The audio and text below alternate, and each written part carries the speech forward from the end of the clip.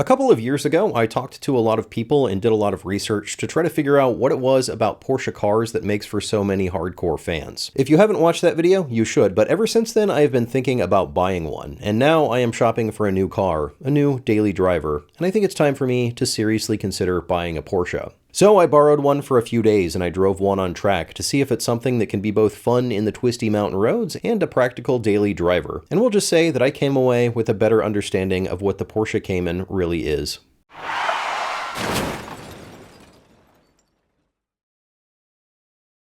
Porsche has had several lower-cost models over the years, some of them you could call slow or unattractive, but the Cayman is neither of these things. It has been around for about 20 years, though the Boxster was around for 10 years before that, and that's just a Cayman without a roof. If you count that one, there have been 4 generations, the 986, 987, 981, and 982, though the 982 is marketed as the 718 because Porsche loves to complicate things with unnecessary numbers. The 718 might be called the budget Porsche sports car, but it's not particularly cheap. The starting price is more than twice what the average new car goes for. But it's not a compromised vehicle. It's not a chopped down budget shitbox made to sell in high numbers. It is a proper Porsche sports car. There is the Cayman GT4 RS, which I am not talking about. That one is widely praised as being an excellent sports car, and it better be because it costs as much as 6 Mazda Miatas. I'm talking about the Cayman S, which is only as much as 2.5 Miatas. Before we get too far into this, it's important to note that this is the last year of the Cayman in its current form. In fact, Porsche has already stopped making them. You can buy this car new for a few more months, and then they're all going to be used. The replacement is going to be electric, or maybe not, but more on that later.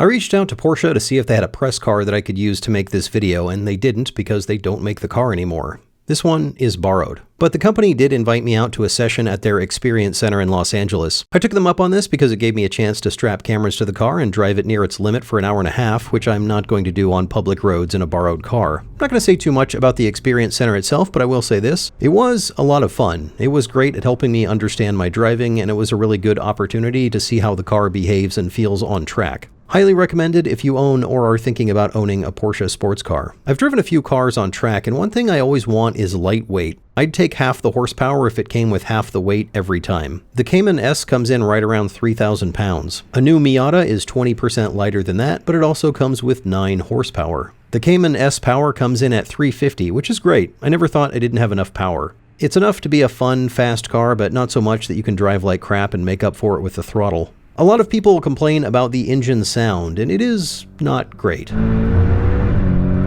It's not terrible, but it's also hard to get away from. It's loud, and it's always there. The engine in the 718 is a turbo 4-cylinder, and it's the only real complaint when comparing it to the previous Cayman. It doesn't sound as good, and there's definite turbo lag. Not so much when you're already moving, but getting going from a slow speed or a stop is the one place where it feels underpowered. It's better when you use launch control, although you probably shouldn't be using launch control at every stoplight. But don't let a YouTuber tell you how to live your life. Do your thing. The car is reasonably predictable and really forgiving, maybe a little too forgiving actually. I think it would be more fun with some aggressive tires. You can fairly easily use the throttle and brake to transfer the weight around going into and coming out of corners. I can feel what the car is doing, I can feel where I could be faster, and I like that. Once you're in the canyons, it's great. If I lived off of a winding, twisty road and I had to drive it every day, this would be an excellent choice. It's really good at 7 out of 10 spirited driving. I know some people would want something faster in the canyons, and those are probably the people I keep seeing at the bottom of a cliff or upside down. Just chill, man. Chill out.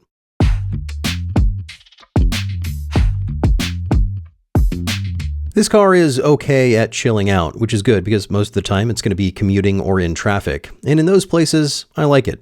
I don't love it. It's not perfect. It feels a little bit high-strung. The drivetrain is always ready to go, shifting gears in milliseconds, ready to rip right into gridlock traffic. The cup holders aren't big enough for my water bottle and don't look substantial enough to hold the weight anyway. And I kind of feel like an old man every time I get in it. This part isn't really about the car, it's about me, but it's also kind of about the car. That's not to say it wouldn't make a good daily driver. Visibility is great, the buttons are all where they should be, although I will never get used to the key being on the left side. I like the interior. I like it a lot. The adjustable sport seats I had at the one on track were really good, but the base seats that came with the blue one were not. I didn't like those at all. Aside from those seats, I would drive this car across the country. It's not a perfectly easy or comfortable car, but it's not supposed to be. It's not a Grand Tourer or an SUV, it's a sports car. It's a car that checks every box on the racetrack and for spirited driving down twisty roads, but can also just be a car. The two I drove were both dual clutch, what the company calls the Porsche Doppelkuppenstreib. I think I said that right. It's a lot nicer for around town driving, but I do think this car would feel more correct with a manual. I have been surprised at how good the suspension is on every Porsche I've ever driven, even that 356, actually especially the 356. And the Cayman is no different. My S600 was amazing on track, but it was garbage on a public road. You could feel the potholes in your teeth. The Cayman is great around town, even on rough roads. I wouldn't want any more track focus for my daily driver suspension. It's a pretty perfect balance the way it is. It does not have a tremendous amount of cargo space, but it is decent for its size. I wouldn't expect to haul anything substantial, but you could certainly fit all your groceries in it. You can pack stuff in the rear, either down low or up high behind the driver, and the front trunk is pretty big. You could pack in, hundreds of envelopes of Superfast keychains, available for sale now at superfastmatt.com.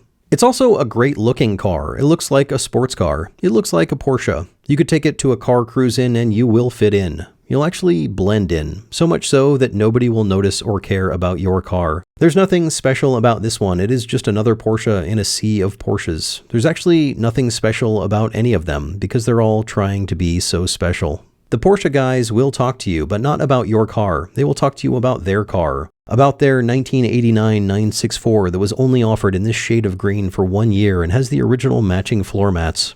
They have a Cayman too, but it's the GT4 and it's paint to sample with deviated stitching, and they picked it up in person in Stuttgart while on their second honeymoon.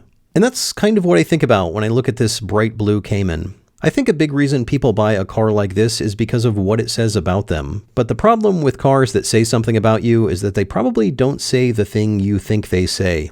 I didn't get this on video, but the only time someone said something to me about this car while I had it was a teenager in a ratty Tesla actively smoking a joint while driving. He wanted to race.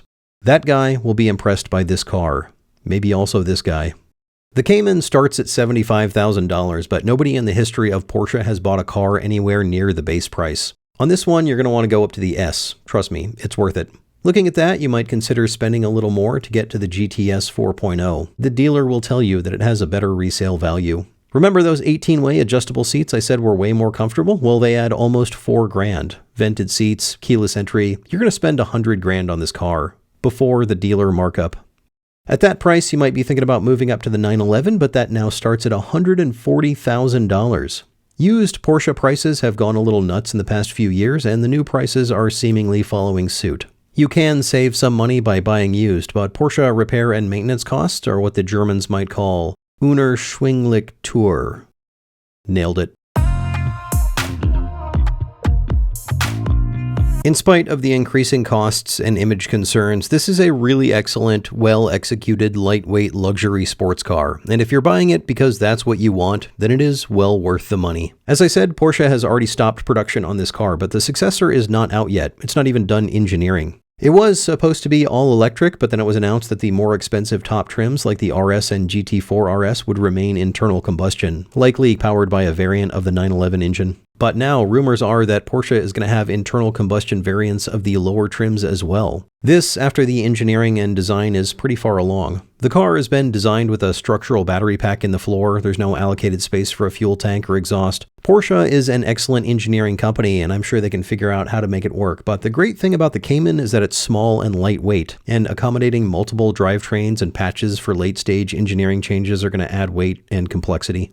There hasn't been a small two-seat electric sports car sold in the US since the original Tesla Roadster. I've driven that car, and it is not a very good sports car. Mostly because it was the first car from a new company, but partly because the weight of the batteries is noticeable. MG makes the Cyberster for sale in not the United States. It is a two-seater electric sports car that can be had with about the same amount of power as a Cayman. It's a little bit bigger, but it weighs over 1,000 pounds more. Even with a low-slung battery, it's not going to feel the same. It's not going to be a lightweight car. I don't want to try to make too much of a comparison between a Chinese EV and an unreleased Porsche. This is all to say that a lightweight electric sports car could be amazing, but it will definitely be a challenge. And adapting a platform that was originally intended for electrification into a combustion car might not work out great. The outgoing Porsche model is excellent. It really is everything a sports car should be. Will the new one live up to the bar set by the 718, or will it be as bad as my German pronunciation? Nur die Zeit wird es siegen. Close enough. Well, it's a new year, and it's time for me to resolve to declutter my life. In a few more days, it will be time for me to give up on that resolution because I am terrible at staying organized. But this year, there is one decluttering goal that I will accomplish because it takes all of 5 minutes. Thanks to today's sponsor, Delete Me. Delete Me is easy to set up, and they do the work decluttering your online presence all year long. They say that if you're not paying for something, then you are the product. All of those free services you use collect and sell your data to data brokers. Then those data brokers sell it to whoever pays them. Even if you use a VPN, your personal data is still floating around on public databases. Your name, address, phone number, email, family members. Delete Me runs in the background, removing your private info from the online brokers who are selling it. Just submit your personal information, and Delete Me experts will find and remove it from search engines and data broker sites. After 7 days, you'll get a detailed report, so you'll know exactly how many sites were selling your information and which ones. And Delete Me will scan and delete your personal info regularly all year long. I don't like cleaning up, but if I can do it while being lazy, count me in. Clean out the online junk. It's the laziest smart thing you'll do all year.